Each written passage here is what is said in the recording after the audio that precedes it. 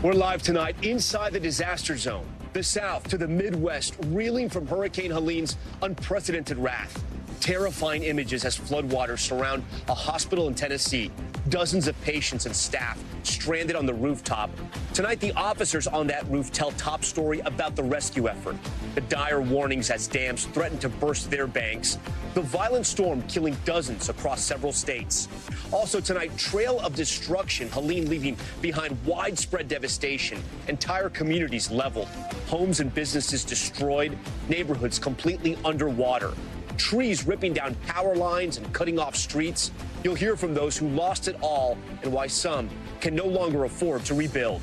Also breaking tonight, Israeli Prime Minister Netanyahu vowing to continue attacks in a fiery speech at the UN, even approving a massive assault on Beirut from his New York hotel room. Israel dropping bombs targeting Hezbollah's headquarters and leveling several buildings. The new video showing children being pulled from the rubble.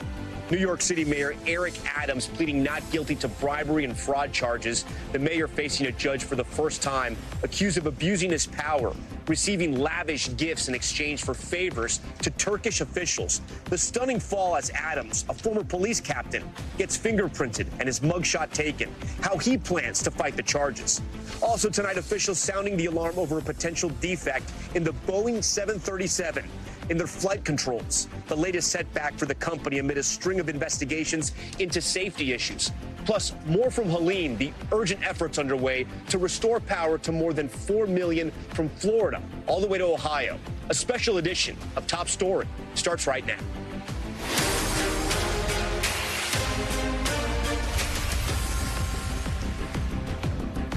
And good evening. Top Story coming to you live tonight from hurricane-ravaged Florida. The monster storm killing dozens of people across several states, destroying entire communities and plunging millions into darkness. At this hour, Helene continues to unleash life-threatening floods, leaving neighborhoods completely underwater. We are in Keaton Beach tonight, close by to where the hurricane made landfall and roughly 80 miles south of Tallahassee. Our drone tonight is live over the ocean-loving community here. You can see the extensive damage. Parts of this community completely wiped off the map. The water they spend so much time on fishing and boating and enjoying great moments turning violent last night. And this is what's left. And there's not much. Many here with no insurance because the rates have skyrocketed after back-to-back-to-back hurricanes. Residents here could no longer afford it. They took a chance, and now another hurricane came, that hurricane taking their home, and there's no money to rebuild. And it's not just Florida getting hit hard. The massive storm unleashing historic rainfall, inundating several states, including Tennessee. A desperate situation in the northeast portion of the state. Take a look at this. An entire hospital overwhelmed with floodwaters. Patients, doctors, nurses, and staff left stranded on the building's roof. The National Guard sending in choppers and rafts to rescue dozens trapped. We'll speak with those involved in the dangerous rescue effort. Major flooding also in North Carolina, triggering several rare flash flood emergencies. Waters overwhelming roadways and toppling over cars. Several dams pushed to the brink. Asheville, North Carolina, hit particularly hard. This woman opening her door, look at this, to find a rushing river of floodwaters surrounding her house. The city just announcing a curfew as they continue to assess the widespread damage there.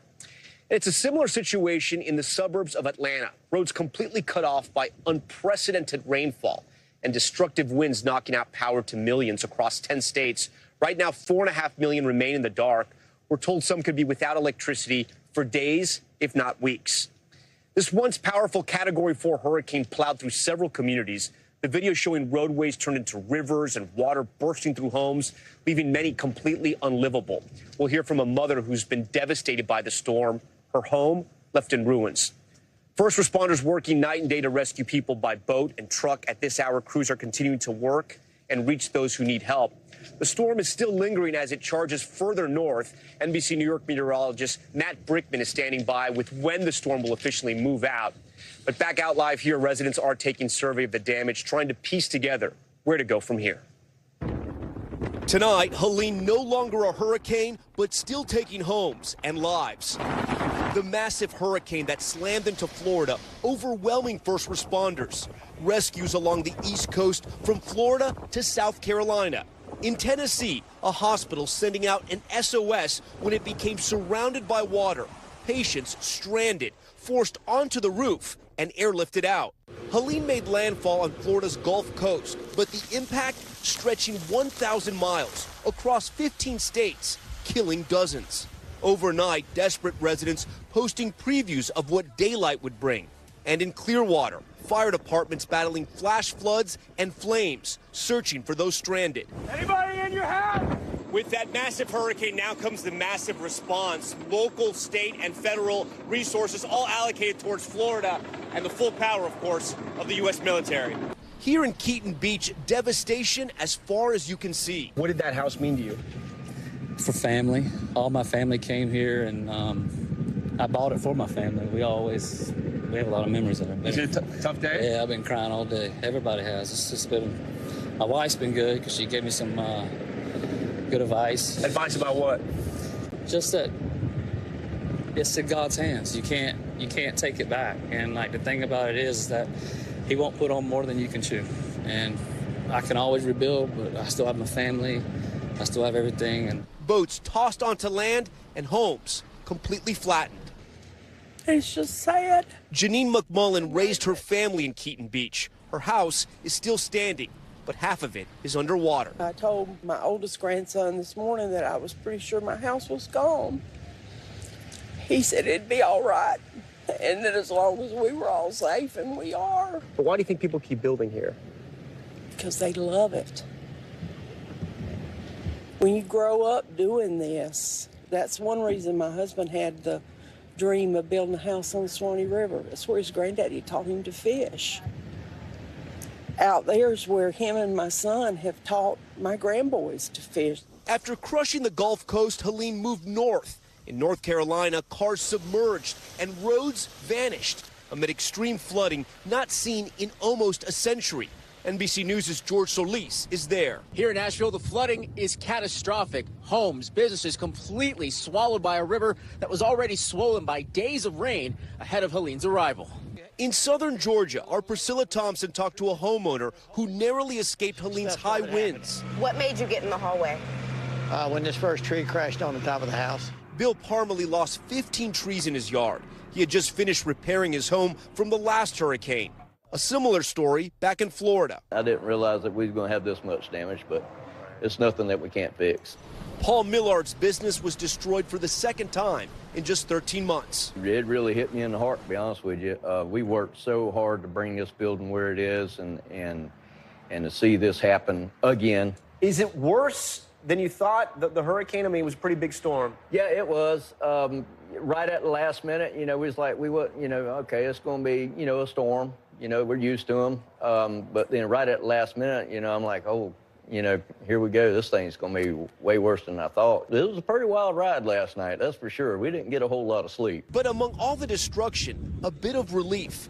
Unable to evacuate, the staff of Tampa General Hospital set up a 9-foot aqua fence to protect patients. As the water rushed in, turning the building into an island, the fence held. And for more on that dramatic rescue from the hospital in Tennessee you just saw in our report there, joining us now is Adam Kopus. He's Unicoi County Emergency Service Director, Reagan Tilson, the Irwin Police Chief, and Tim Bailey, the Irwin City Manager. We thank you all for joining us tonight. Chief Tilson, I'm going to start with you. We heard about this story. We couldn't believe it. Then we saw the images. Talk to me about that rescue effort and how you were able to rescue all those patients and staff from the rooftop at the hospital. It was definitely a team effort. We had a lot of support and a lot of help. We needed it. I can't even name all the agencies. And without them, we couldn't have made it happen. I think we had 64 people on the roof.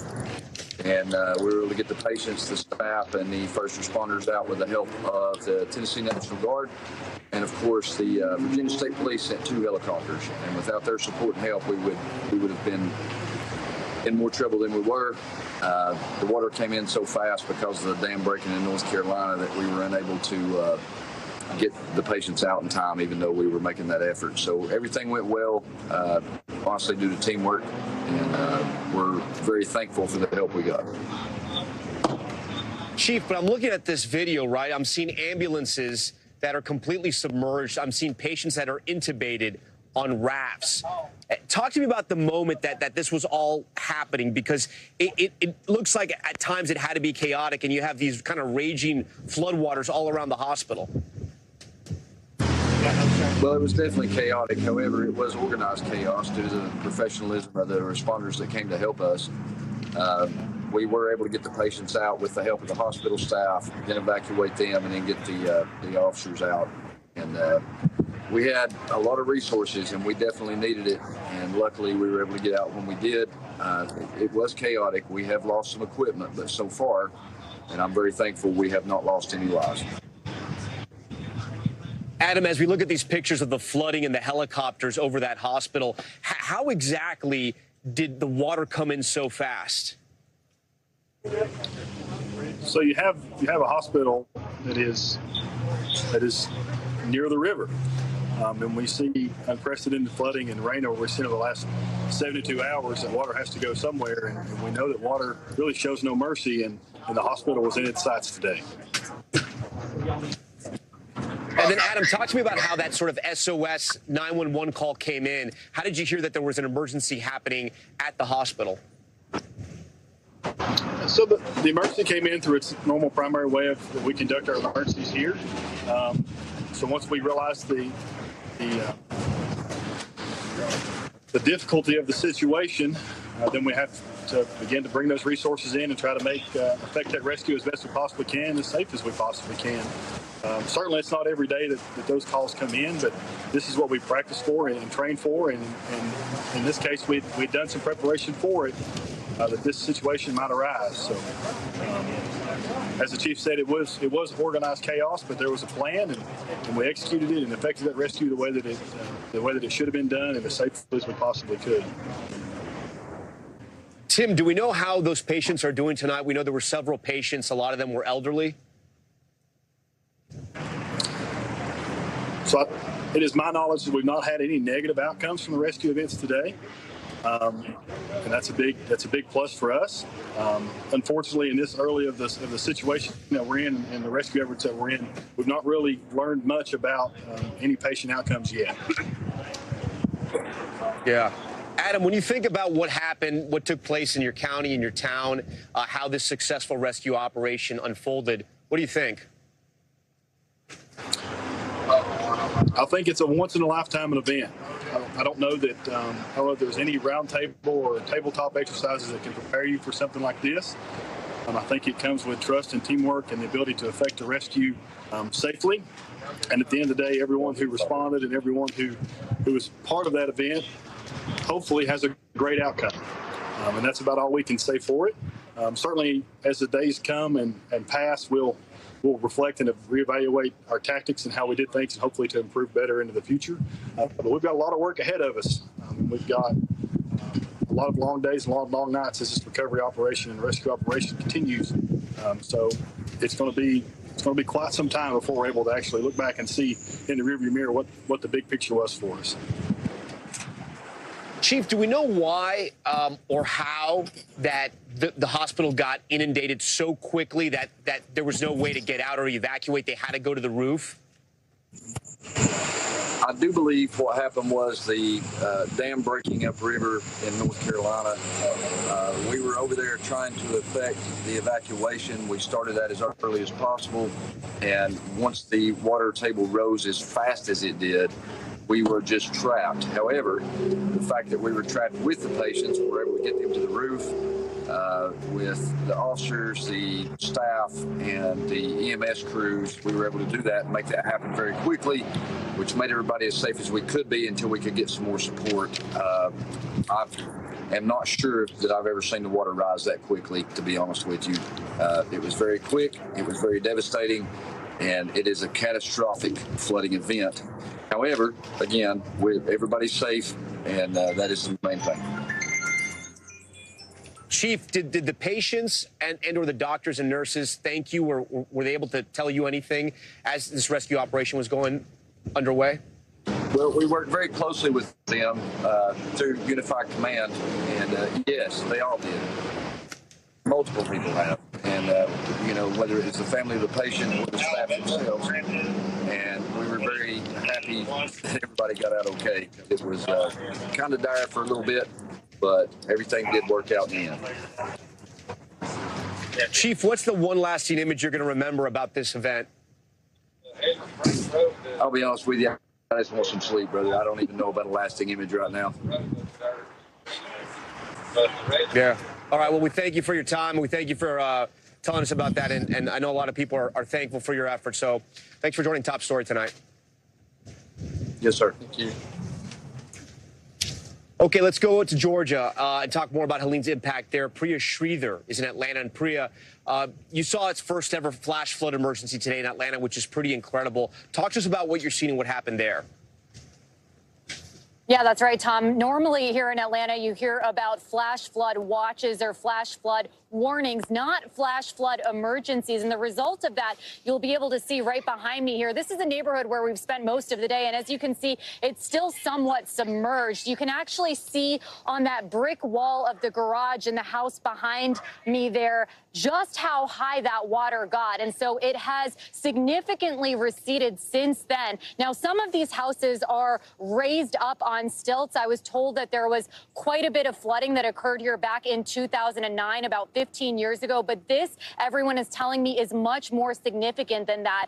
It's important to keep in mind, Tom, that it's actually been raining here in Atlanta, or it was raining from Wednesday evening all the way to Friday morning with two back-to-back storm systems. So Atlanta saw the most rainfall it's ever seen in 150 years. And that prompted authorities here to conduct dozens of swift water rescues. We saw a very dramatic video of a woman with her baby being evacuated from her home. Many residents I spoke to here today said that they decided to leave their house when they found out it was flooding. Others frantically tried to move their furniture upstairs. Still others actually spent hours and hours in the top floor of their house, only coming downstairs and now finally exiting their homes as the water finally was receding and the rain finally stopped, Tom.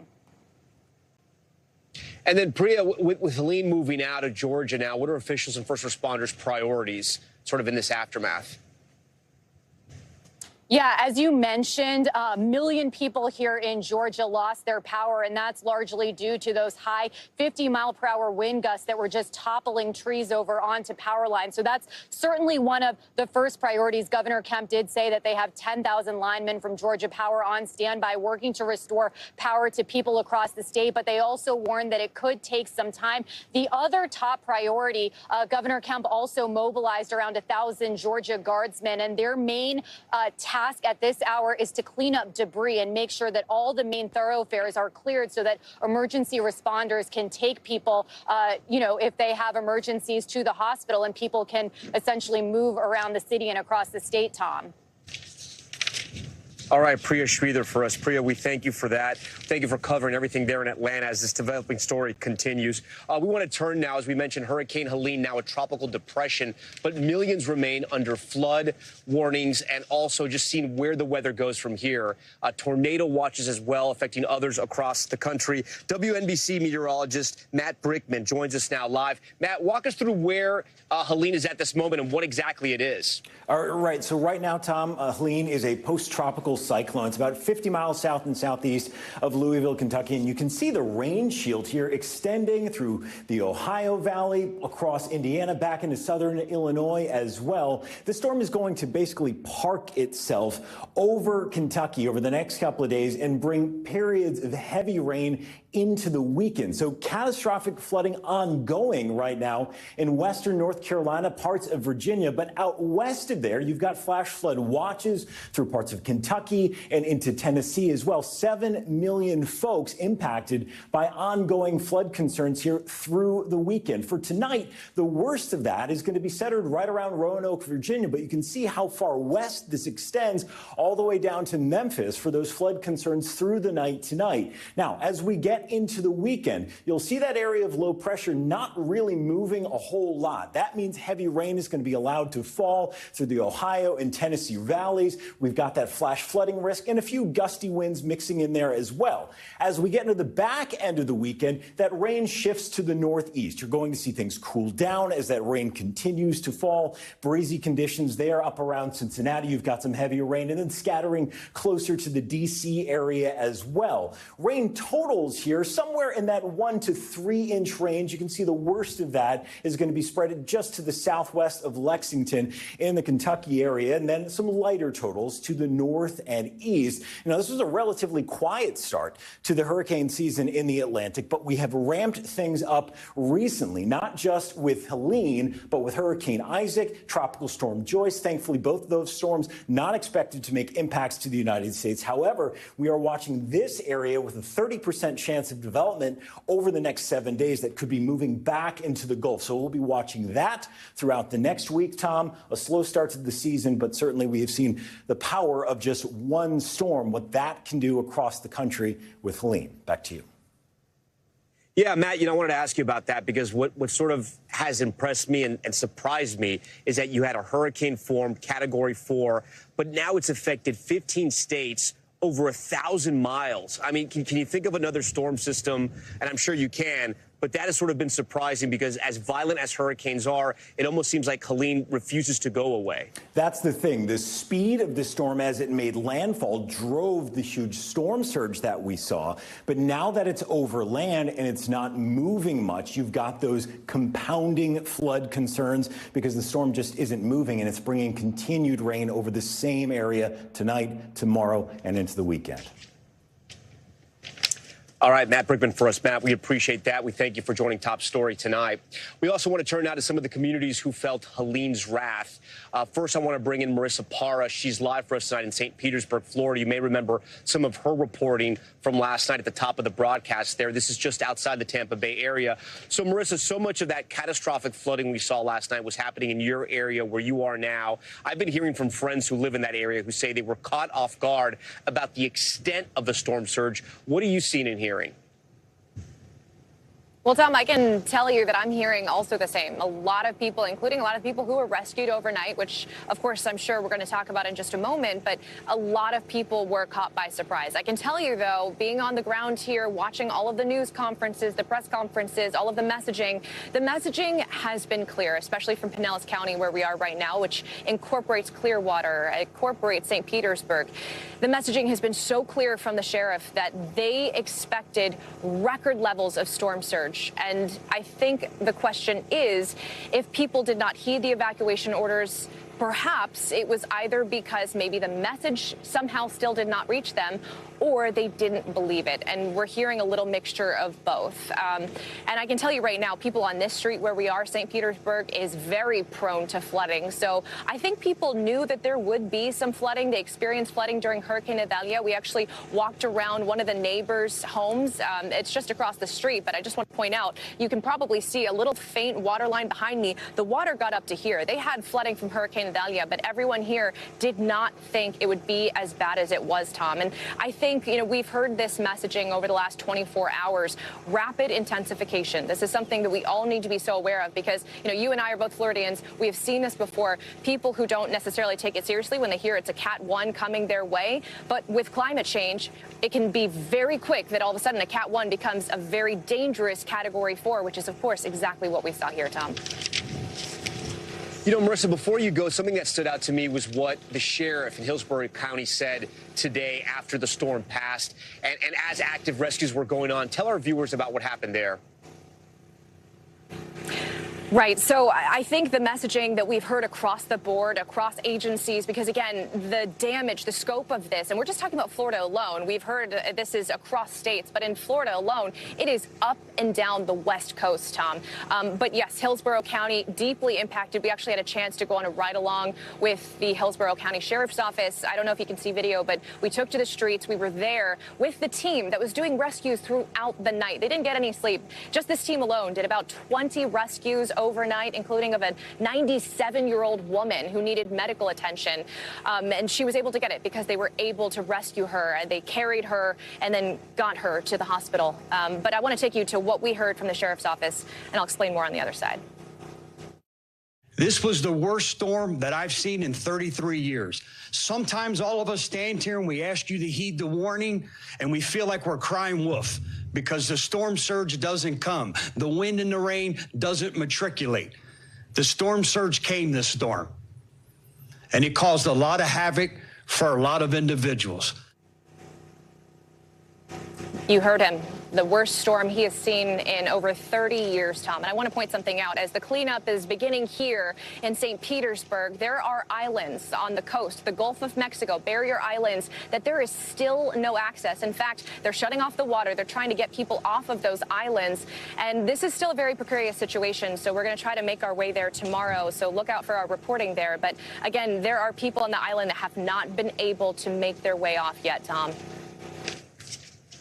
All right, Marissa Parra, excellent reporting over the last 48 hours. Joining us now is Laura Bradford. Her home in Clearwater Beach, near where Marissa is, was flooded and destroyed by Hurricane Helene. Laura, her husband, who works for the city of Clearwater Fire Ocean Rescue Division, and their 2 young children evacuated prior to the storm and remained safe while their entire home was filled with 4 feet of water. Laura, first, thanks for joining us. You're in your car because you just left your home. That's what I'm being told by our producers. First, how are you doing tonight? I'm sorry for what you're having to go through, and what did you see when you got to your home? Yeah, thank you for that. Definitely tired. We're doing the best we can under the circumstances. You know, we're grateful our family's safe, and at the end of the day, that's what matters most. And the devastation comes after that. I have some friends that live in St. Petersburg, and they were telling me how surprised they were that they knew the storm surge was coming. They knew this hurricane was big, but they got way more water than they have ever experienced before. Was that a similar situation with you? It was, and I think for us, we're a family that always evacuates. We never chance it. If there's even a mandatory evacuation or a recommended evacuation, we're gone. It's just not anything that we play with. So during Adelia, our home unfortunately took on a few inches of water as well. That storm surge came in around 4 feet. And so this next storm, they were saying it's going to be 5 to 8. We installed floodgates. We felt like we had done what we could to mitigate that compared to what we had gotten with Adelia. But in the end, this surpassed completely what we had gotten in that storm, and it was definitely shocking. You know, you have children, and you know that a home is much more than a house. And I know today's probably a tough day. Have you been able to speak to your kids, and what's going through your head right now? Yeah, so my kids evacuated with me. So I was with them this morning. We have family with them now, which we're so grateful for. Luckily, they don't know anything different. When we left the beach, it was on an adventure to see family. It wasn't anything about the storm. We kind of shielded them from that.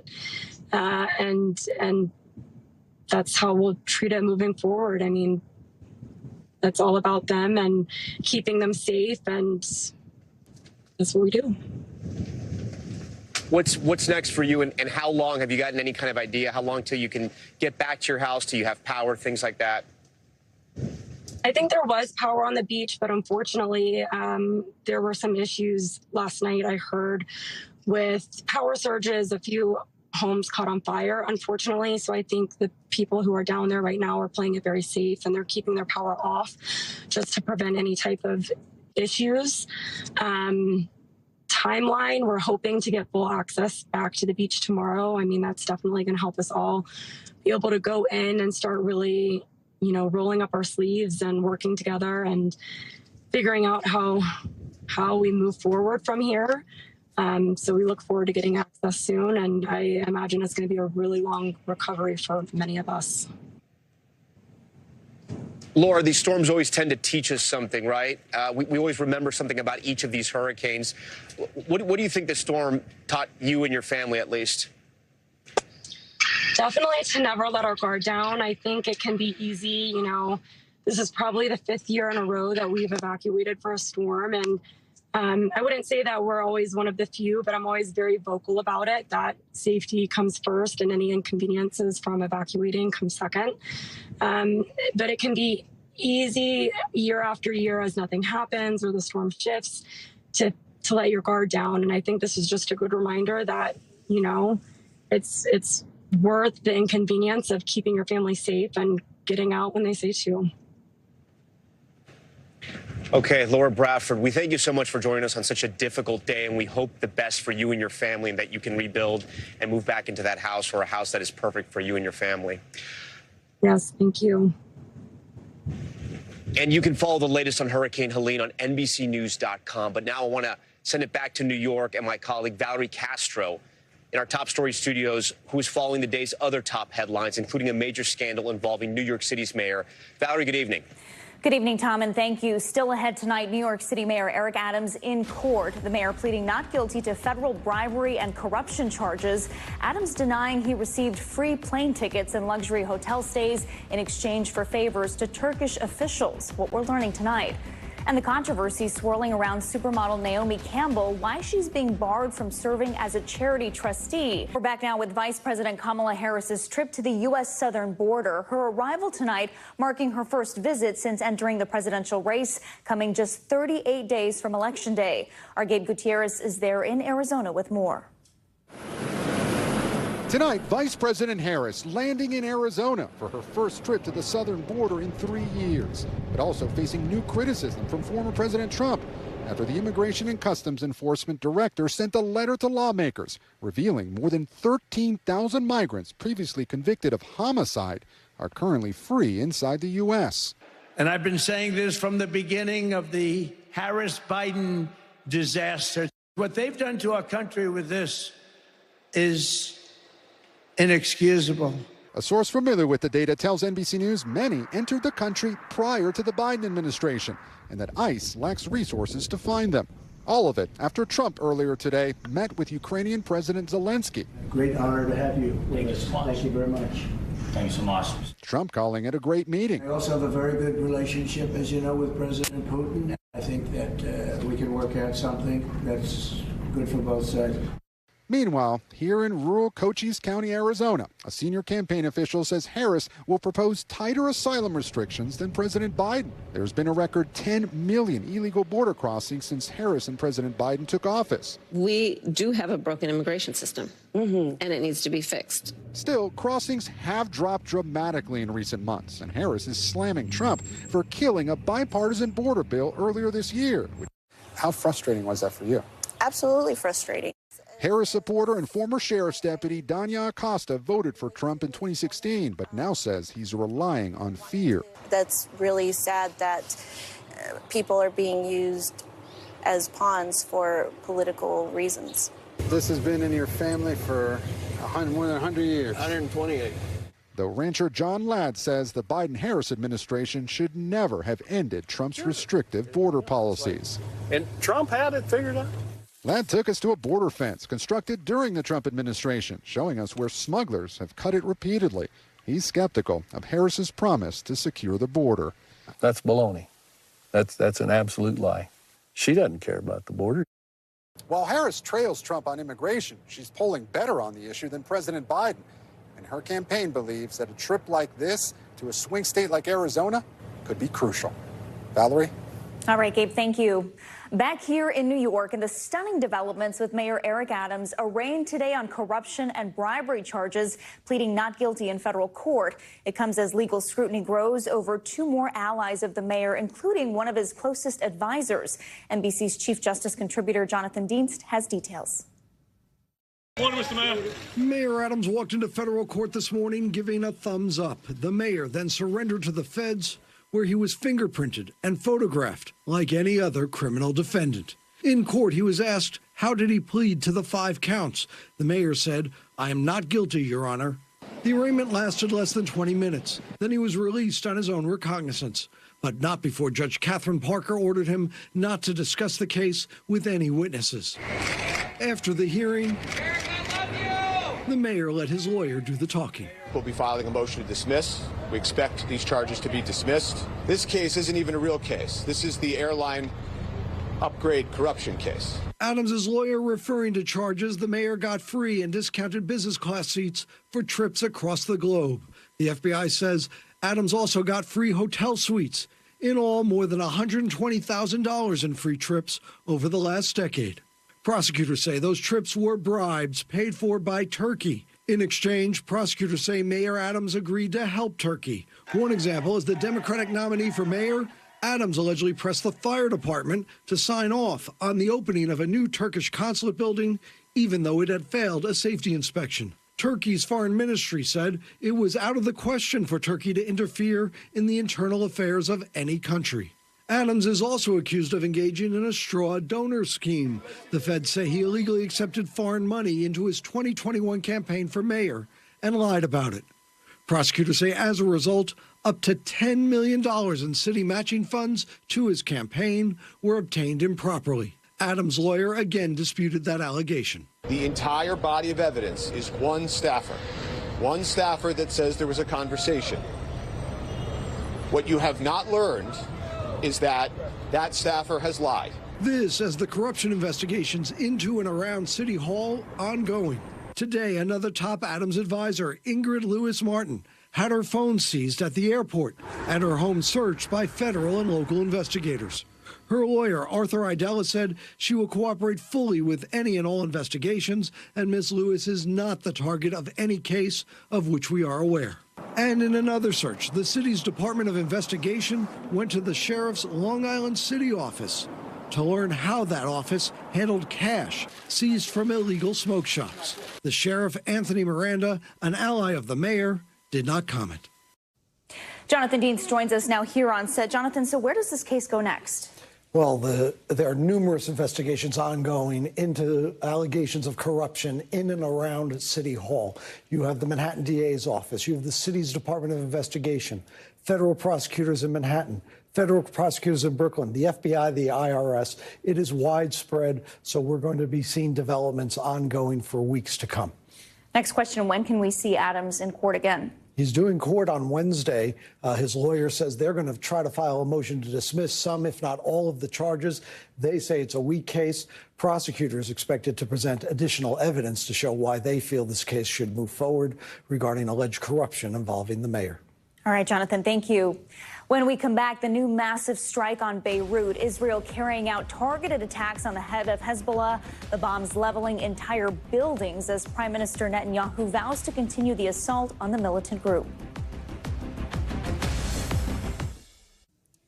Back now with the declaration of war in the Middle East, Israeli Prime Minister Benjamin Netanyahu vowing continued retaliation as Israel says it struck Hezbollah's main headquarters in Beirut.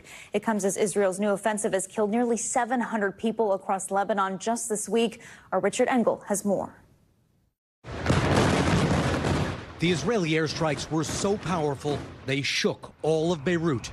An Israeli official tells NBC News the target was the leader of Hezbollah, Hassan Nasrallah, in a headquarters underground. Hezbollah quickly said the attack was a failure. Iran, which backs Hezbollah, said Nasrallah is safe, but neither offered any proof. I have a message for the tyrants of Tehran. If you strike us, we will strike you. The strike came just 1 hour after Israeli Prime Minister Benjamin Netanyahu, in a fiery speech at the UN, promised an open war on Hezbollah, which has been attacking northern Israel with rockets and drones since the Hamas massacre on October 7th. As long as Hezbollah chooses the path of war, Israel has no choice, and Israel has every right to remove this threat and return our citizens to their homes safely. And that's exactly what we're doing.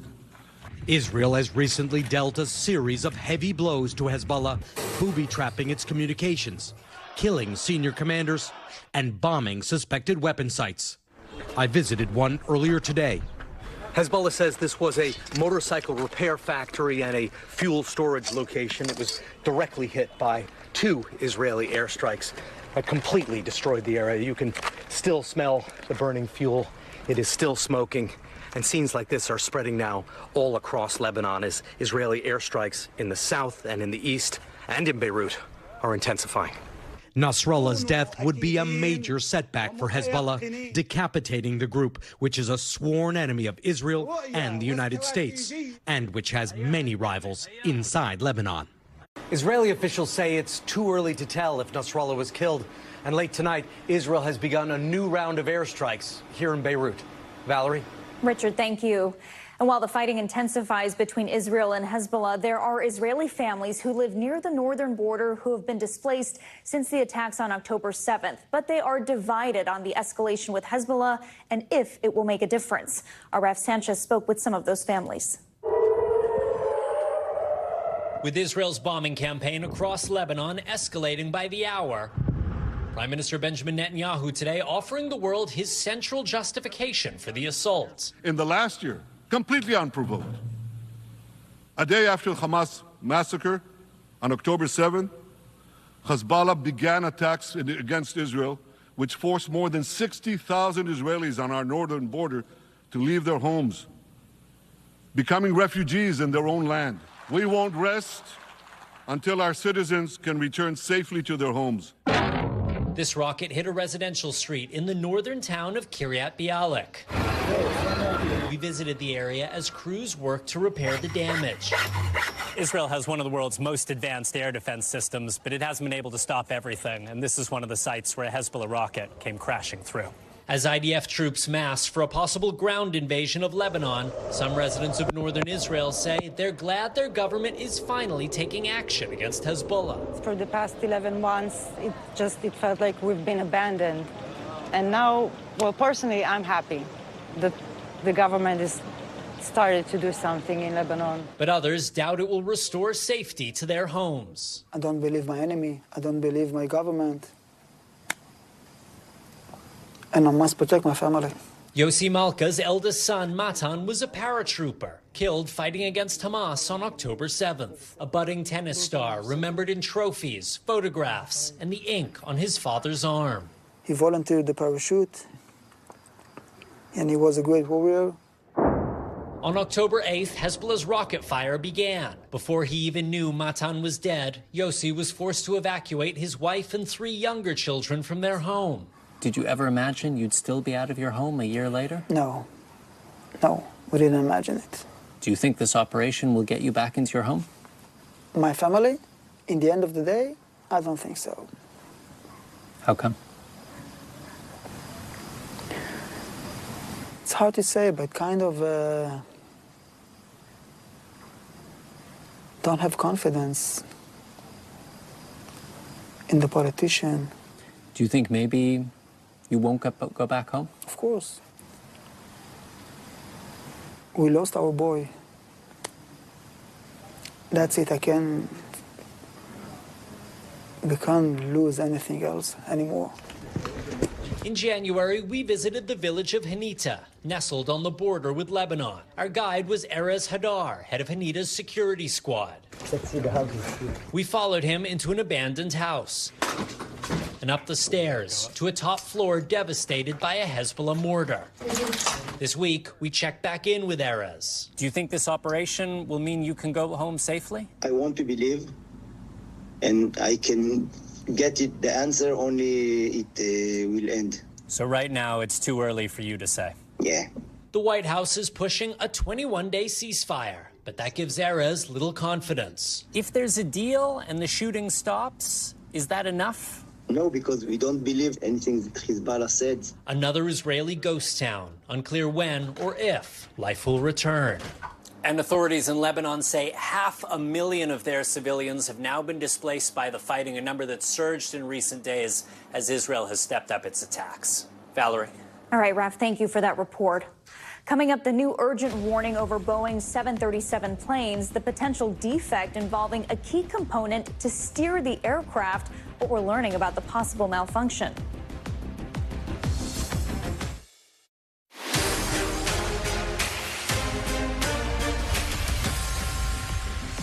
Back now with Top Stories news feed, starting with the urgent warning for some Boeing 737s. An NTSB report finding critical flight controls on some 737NG and 737 MAX jets could jam and fail.